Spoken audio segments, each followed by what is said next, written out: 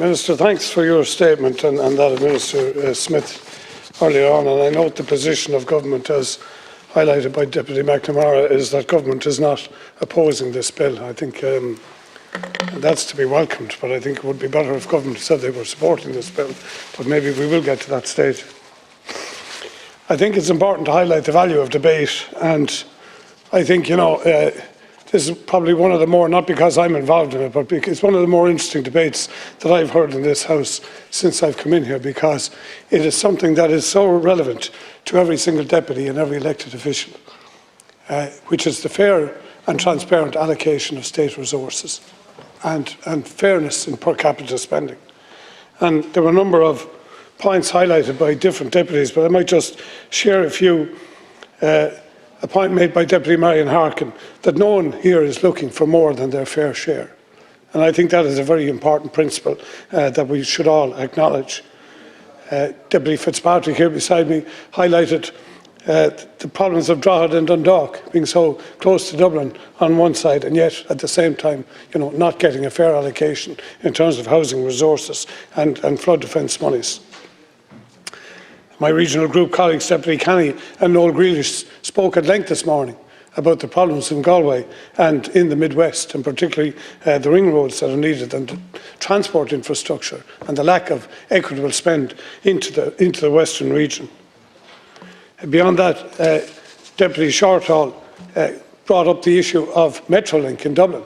I think we can all agree that as a modern cosmopolitan city, that Dublin should have a Metrolink out to its airport. But the shocking scandal of a project that's 23 years in development and €300 million spent at this stage, and a large amount of that wasted at this stage, should not be lost on anybody. And the question is, while all that money was being contributed to and circulated, was anybody aware of how it was actually being spent? Beyond that, Deputy Matty McGrath spoke on the National Children's Hospital, as did a number of other deputies. And I think that has to be, it's a project I don't want to criticise at this stage, because the project is ongoing. But how we ever ended up, Ireland, in a country of 5 million people, building the most expensive piece of health infrastructure anywhere in the world, is just beyond belief. And it points to a complete and utter failing in terms of procurement, in terms of oversight, in terms of governance, and most especially, Minister, in terms of accountability. Beyond that, the strategic infrastructure that we aspire to in this country, and since I have come into this chamber, there's been a lot of wind talk, and yet Deputy Tobin highlighted that only 7 turbines have been delivered offshore in this country in the past 20 years. And in actual fact, 3.5 years into the development of this dial, we're still just about on the cusp of developing the state agency MARA to oversee planning and development of our foreshore and our offshore asset allocations. So this bill speaks to all of that. Deputy Berry, another colleague in the regional group, pointed out the need and what was practiced before with the IDA, to build IDA advanced factories around the regions to try and set the regions up for FDI investment. Those projects have literally stalled. I'm lucky enough to say that in Waterford we received an IDA advanced factory in the past number of years. But we need quite a few more. And I know if I go around all of the deputies in this House, they will say exactly the same thing. Minister, this bill, it speaks to, I think it was Deputy O'Murray who said, he actually captured it quite well. He said it speaks to due diligence, budgetary oversight, accountability, and a fair allocation of resources. I think that captures it exactly. And I would like to point out Deputy Conway's comments regarding the public spending code, which are very salient, where she outlined that no department technical reviews now have been possible because this is to be farmed out to the private sector. And again, this might be something that will come up in further debate on this bill in committee stage. But Minister, could I go back firstly to my own background as to why I felt this bill was important. And I think, people have highlighted here the allocations of resources around the country, but particularly the deficits that occur in the southeast, in the Midlands, in the borders and in the northwest. And this is historic. And I can remember a capital tracker in 2014 when The state allocation at the time was €3 billion. And when I looked at that capital tracker to try to understand where the South East region was, there was 90 million of that 3 billion allocated to the South East, of which about 24 million was allocated to a large water treatment plant in Waterford. Now, I'd be the first to agree that absolutely clean water is a part of strategic infrastructure, and it is certainly something that helps economic development. But I would say that, 90 million for what is now 11% of the population from a spend of 3 billion is not fair, and it is not equitable. And unfortunately, that cycle gets repeated year on, year on, year on. And that is what's led to the frustration of people around me and myself in trying to see a bill crafted that would speak to trying to change that narrative. What was also mentioned here today as well was in relation to the OECD report, which highlighted some time ago how poor Ireland was doing in terms of parliamentary oversight of budgetary analysis in the state. And this bill speaks to that also. It speaks to handing back some small remnants of power to individual elected members to question government. And it is unfortunate that the look-back period is for a period of 5 years.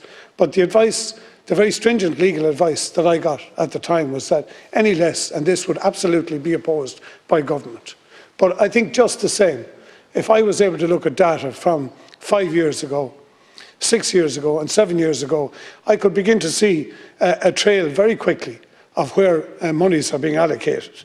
And Deputy McNamara, on my right, highlighted that, his own constituency did well while the sitting minister was there. And it is absolutely true that the great preponderance of monies being spent at the moment, over nearly 14 billion this year, will be allocated largely to the regions of Dublin and Cork. And that reflects the political patronage that is enjoyed at Cabinet. And that is something that also needs to change. You mentioned also, Minister, your own the government's stance on providing new oversight. Well, I'd point out to you that in 2020, the tracker that you've highlighted, along with the Where Does Your Money Go website, etc., that showed just 31 million spending in Waterford on a budget of 5.2 billion visible in the pipeline. Now, I brought these issues some weeks ago into the Dáil here, into the Taoiseach, and I basically said to him at the time that we are not getting a fair share in the South East region. And his line to me, he said two things I thought were important. He said, nobody is entitled to any money as such in this state. It is all based on projects. And that speaks to those state resources that are applied to project development. And there are some maybe local councils in this country, and there are certainly some departments who are very good at having off-the-shelf projects ready to go, which seem to fall into place just at the right time when money becomes available. And by the same token, there are some that are not. And I'd highlight to you, Minister, just a single simple spend to analyse.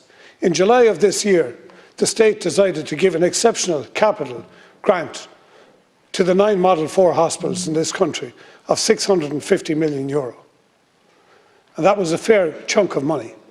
But amazingly, the most efficient hospital in the country, University Hospital Waterford, which has had no capital built on it outside of one building that was largely financed by the private sector and by the public at large in Waterford. They were excluded from that 650 million. And the reason, when I questioned it of the HSE, they told me, despite management telling me in Waterford a year before and telling the other Waterford reps a year before that all of the paperwork was in place and that the projects were approved, the result, what came back from the department was paperwork had not been submitted in time to be allocated money. Now, that to me is totally unethical. It lacks transparency. And that's just a simple example of what this bill seeks to push back against. I think, Minister, we can talk long, hard and fast in this state and in this Parliament about. Please conclude. Okay, thank you, Count Corley. So look, I welcome the support of the House in developing this bill towards law. And as I said, PMBs can be killed off quietly as they proceed. So I hope that government, in not opposing this bill, will see that it is substantially accepted, as there is a major problem in transparency over public capital investment. not fixing a known and urgent problem. We have 165 billion of capital spending projected. It would be a disgrace, Minister, I think, if this bill were not to pass. And I thank all those attending in the Dáil today, and I hope they will continue to give support to this bill to see it enacted into law. Thank you.